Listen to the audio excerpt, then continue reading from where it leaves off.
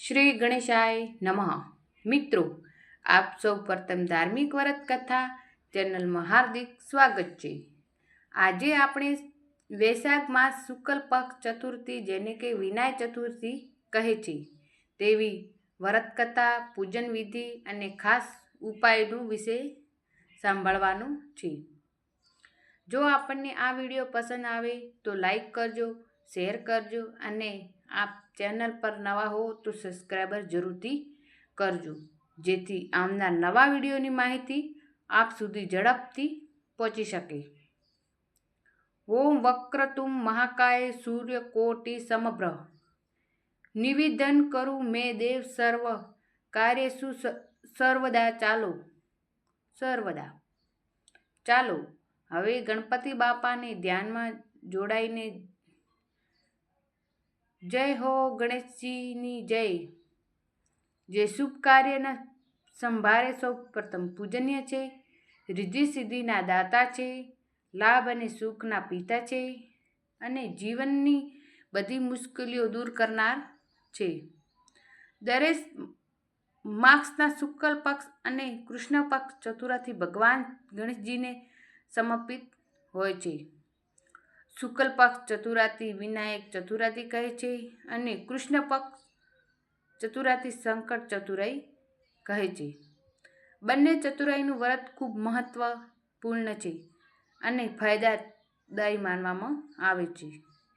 વિનાયક ચતુર્થીના દિવસે ચંદ્ર દર્શન કરવું નહીં, કારણ કે એક ચંદ્ર વખત ચંદ્રદેવ ભગવાન ગણેશજીનું અપમાન કર્યું હતું.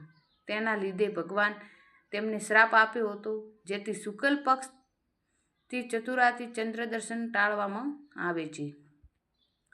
જ્યારે સંકટ ચતુરાઈના દિવસે ચંદ્ર દર્શન કર્યા વિના વ્રત પૂર્ણ નથી માનવામાં આવતું. આ વર્ષે વૈશાખ માસના વિનાયક ચતુર્થી તિથિ 30 એપ્રિલ 2025ના રોજ બપોરે 2:11 શરૂ થાય છે અને 1 મે 2025ના રોજ સવારે 11:30 પૂરું થાય છે. ઉદય તિથિ મુજબ ચતુર્થી 1 મે ગુરુવારના દિવસે માનવામાં આવે છે. સંકલ્પ કે સવારમાં જે લેવો જોઈએ તે પૂજન બપોરે ગણપતિજીના જન્મ સમય ધ્યાનમાં રાખીને કરવું એ શ્રેષ્ઠ માનવામાં આવે છે. વિનાયક ચતુર્થનું વ્રતનો લાભ દરેકની મનોકામના પૂર્ણ થાય છે અને બુધ ગ્રહને મજબૂત બને છે. જીવનની વિઘ્ન ધારાઓ દૂર થાય છે. દરેક શુભ કાર્યનો અંબાર માટે ફાયદાકાર છે. પૂજન વિવિધ ઘરમાં ભગવાન શ્રી ગણેશજીની મૂર્તિ કે ચિત્ર હોય તો તેમને શુદ્ધ જળ પંચમૃત સ્નાન કરાવવું, પુષ્પ દૂર્વા, કુમકુમ, ચંદન, કેસર, સિંદૂર અર્પણ કરવું. પ્રસાદ તરીકે લાડુ, ગોળ કે સાકર ધરાવી શકાય છે. નારિયેળ કે શ્રીફળ પણ ચડાવીને દીપ પ્રગટાવો. ધૂપ કરીને આરતી ગાવીને ગાયત્રી મંત્રનો જાપ કરવો. અવશ્ય સાંભળો કે સારા રૂપે દરેક માણસમાંથી થોડો ઘણો દોષ રહે છે. જો પણ આ મનથી, દ્વારથી અને ભક્તિપૂર્વક વ્રત કે પૂજન કરીએ તો ભગવાન અવશ્ય પ્રસન્ન થાય છે અને આશીર્વાદ આપે છે. જેને લીધેલા ભગવાન શ્રી ગણેશજીની આવી પ્રાર્થના અને વિનંતી સ્વીકારે છે અને આપણું જીવન ધન્ય બનાવી દે છે. કહેવામાં આવે છે કે સૌ પ્રથમ પૂજનીય ભગવાન ગણેશજીની આરાધના કરવાથી જીવનમાં તમામ દુઃખો દૂર થાય છે. ખાસ કરીને વિનાયક ચતુર્થીના દિવસે ભગવાન શ્રી ગણેશજીની પૂજન અને વ્રત કરવાથી બગડેલા કામ પણ સુધરી જાય છે. જો કોઈને વ્યક્તિ ખૂબ જ પ્રયત્ન કરે છે છતાં પણ સફળતા નથી મળી રહી, તો તેને વિનાયક ચતુર્થીનું વ્રત અવશ્ય કરવું જોઈએ. ભગવાનના મંદિરમાં જઈને પૂજન કરવું, ઘરમાં લાડુનો ભોગ અર્પિત કરવો. બંને યોગમાં આ દિવસે ગૌરીપુત્ર ગણેશજીનું સત્ય મનથી પૂજા કરવી. બૌદ્ધિક સમકતા ધરાવે છે અને તેમાં તમામ વિઘ્નો દૂર થાય છે. વિનાયક ચતુર્થીના દિવસે ગણપતિજીનું એકવી દુર્ગા લાડુનો ભોગ અર્પિત કરવો જોઈએ. અનાજનું દાન ગરીબોને કરવું, મંદિરમાં દાન કરવું એ શુભ માનવામાં આવે છે. ભગવાનને સિંદૂર ચડાવીને તેમને પ્રસન્ન થાય છે. ઉનાળાની સિઝનમાં પશુ પંખીઓને દાણા આયોજન કરવું, ગાય માતાને સેવા કરવી, આ બધું પુણ્યદાર છે. જ્યોતિર્લિંગ શાસ્ત્રો અનુસાર જો કુંડલીમાં બુધ ગ્રહની કમજોર હોય તો નોકરી ધંધોના અડચણો આવે છે. અભ્યાસમાં આગળ ન વધી શકાય. જો આજે ગણેશજીની 11 કે 21 લાડુ ધરાવ્યા અને દુઆ અર્પિત કરવા જોઈએ. આવા કામ કરવાથી ભગવાન પ્રસન્ન થાય છે અને કૃપાનું વર્ષાવે છે. આજે આપણે વિનાયક દેવની વ્રત કથા સાંભળીએ. એક વખત ભગવાન શ્રી કૃષ્ણ ઉદાસ થઈને બેઠા હતા. તે સમયે નારદજી આવ્યા. તેમને ઉદાસી જોઈને તેણે પૂછ્યું, હે પ્રભુ, આપ ઉદાસ કેમ છો? જ્યારે શ્રી કૃષ્ણએ કહ્યું, મારા પર સામ્યમંત મણિ ચોરીનો આરોપ લાગ્યો છે, જે કે ખોટો છે. નારદજીએ કહ્યું, હે પ્રભુ, આ બધું તમારા ભાદરવા માસની શુક્લ ચતુરાઈના દિવસે ચંદ્ર દર્શનના કારણે બન્યું છે. શ્રી કૃષ્ણએ આશ્ચર્ય પૂછ્યું, એ કેમ? ત્યારે નારદજીએ કહ્યું, વિનાયક ચતુર્થના દિવસે ચંદ્ર દર્શન કરવા છે અને એનું કારણ શું કહ્યું છું. ત્યારબાદ નારદજીએ ગણેશજીને ચતુરની કથા કહી. એક વખત ભગવાન મહાદેવ ગણપતિજીને ગણાધિપતિ બનાવ્યા હતા. પછી તેમણે રિદ્ધિ સિદ્ધિ સાથે લગ્ન કરાવ્યા હતા. એ સમયે બ્રહ્માજી તેમને કહ્યું, હે પ્રભુ, આપ સૃષ્ટિની રચનામાં અવરોધ ન આવે તેવું વરદાન આપો. ગણપતિજીએ વરદાન આપ્યું.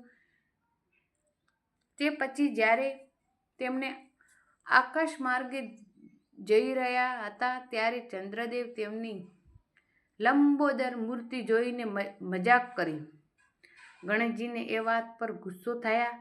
તેમણે ચંદ્રને શ્રાપ આપ્યો કે આજે કોઈ તારું દર્શન કરશે નહીં, એને લંક લાગશે. ચંદ્રદેવે ખૂબ પસ્તાવો લાગ્યો અને તેઓ કમળના જળમાં છુપાવી ગયા. પછી ત્રિકોલમાં હાહાકાર મચી ગયો. ઇન્દ્રદેવે બ્રહ્માજીને વિનંતી કરી કે હે પ્રભુ, ચંદ્રમાને શ્રાપમાંથી મુક્ત કરો. બ્રહ્માજીએ કહ્યું, ગણપતિજીએ શ્રાપ ખોટો થયો નથી, પણ ચંદ્રમાને વિનાયક ચતુરાઈનું વ્રત કરવાનું કહો. ચંદ્રમાએ એવું જ કર્યું. તેમણે વદ પક્ષ ચતુરાઈનું વ્રત રાખ્યું અને ગણપતિજીને પ્રસન્ન કરવા થયા. તેમણે કહ્યું, મારો શ્રાપ સંપૂર્ણપણે રદ નહીં થાય, પરંતુ હવે તું આ વ્યક્તિ શુક્લ પક્ષના બીજા દિવસે તારું દર્શન કરશે તો કોઈને કલંક નહીં લાગશે. આમ ચંદ્રદેવ થોડી રાહત મળી. તેને તમામ દેવોને પ્રસન્ન થયા. અંતે ચંદ્રદેવ ભગવાન શ્રી ગણેશજીને પૂછ્યું કે હે પ્રભુ, આપણને પ્રસન્ન કરવા માટે શું કરવું જોઈએ? અત્યારે ભગવાન શ્રી ગણેશજીને કહ્યું, જે ભક્ત ચતુરાઈના દિવસે તારો વ્રત કરે છે, મારું પૂજન કરે છે, તે પ્રિય લાડુનું નૈવેદ્ય અર્પણ કરે છે અને યજ્ઞશક્તિ ધાતુ અથવા માટીની મૂર્તિ બનાવીને પૂજન કરે છે, તેમને બ્રહ્માંડના દાન દક્ષિણા સાથે મારી મૂર્તિને ભેટ આપે છે, તો તેમાં તમામ સંકટો દૂર કરીશ અને ભક્ત પર સદાય પ્રસન્ન રહીશ. ભગવાન શ્રી ગણેશજીને આ વ્રત જીવનમાં સુખ માટે કહેલું છે કે ચંદ્રદેવ આ વ્રત કર્યા પછી તેમને સુખ પ્રાપ્ત થયું. નારદજીએ કૃષ્ણજીને કહે છે, હે પ્રભુ, એથી કહેવામાં આવે છે કે શુદ્ધ પક્ષ ચતુરાઈના દિવસે ચંદ્ર દર્શન કરવું નહીં, પરંતુ બીજા દિવસે ચંદ્ર દર્શન થાય તો દોષ લાગતો નથી. ત્યારબાદ ભગવાન શ્રી કૃષ્ણએ પણ નારદજીને કહેનાથી આ દિવસે ચતુરાઈનું વ્રત કર્યું અને ગણેશજીની પૂજન કર્યું. તેના પરિણામે તેમને સંત્યમંત મણિચોરની કલમમાંથી મુક્તિ મળી.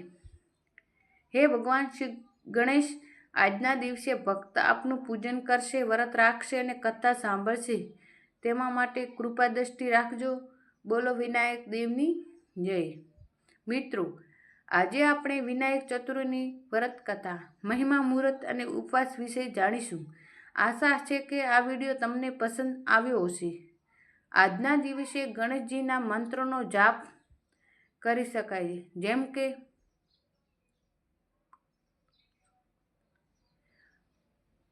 ઓમ ઉમાસુત વિનાયક કરમકમ નમાનિ વિઘ્નેશ્વર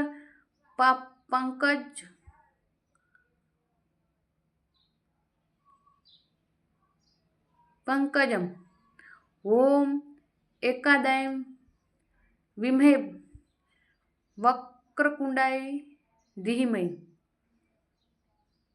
તંત્રોદમ પ્રચોદયાતિ. શ્રી ગણેશજીને આ પવિત્ર નામનો જાપ કરવો એ શુભ માનવામાં આવે છે, જેમ કે ઓમ સુમુખાય નમઃ, ઓમ એંકદાય નમઃ, ઓમ કપિલાય નમઃ, ઓમ ગજકર્ણાય નમઃ, ઓમ લંબોદાય નમઃ, ઓમ વિકટાય નમઃ, ઓમ નિવેદ્યનાશાય નમઃ, ઓમ વિનાયક નમઃ, ઓમ ધૂમકેતવે નમઃ, ઓમ ગણાધ્યક્ષાય નમઃ, ઓમ લાભચંદ્રાય નમઃ, ઓમ ગજાનાય નમઃ. આ રીતે મંત્ર બોલી ભગવાન શ્રી ગણેશજીને વંદન કરવું જોઈએ. આજે શ્રી ગણેશજીની પૂજા વિધાન મુજબ મંત્ર જાપ કરીને આરતીની સમાપૂર્વક પૂજન કરવાથી જીવનમાં આવેલા બધા વિઘ્ન દૂર થાય છે અને ભગવાનની કૃપાથી જીવનમાં મંગલમ પ્રવાહ થાય છે અને વિનાશક વિશાળ ને શરીરમાં ધરાવતા એદાંગ ભગવાનને હેર બંને આપણે પ્રણામ કરીએ. ઓમ એકદાય વિમય વક્રકુંડાય ધીમહિ તંત્રોદંત પ્રચોદયા.